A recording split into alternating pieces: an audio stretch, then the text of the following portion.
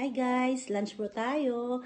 Ang pagkain ko po ngayon ay sunny side up na itlog, then tapa, then fried rice. Usually ito mga kinakain ko is mga sobra sa baon ni Cindy.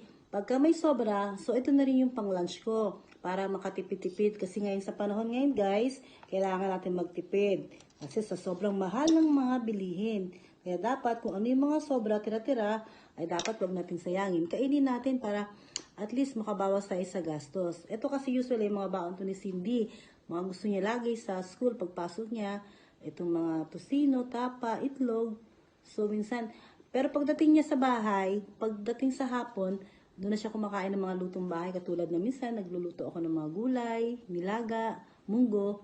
Yun na po yung time para kumain siya ng sustansyang pagkain. Kasi pagka sa school guys, syempre madalian, hindi mo alam kung anong i-prepared mo. So, kailangan yung instant talaga. Pero, I make it sure naman, pagdating niya sa galing school, meron siyang nakakain ng masustansyang mga pagkain ng mga gulay. Yun lang guys.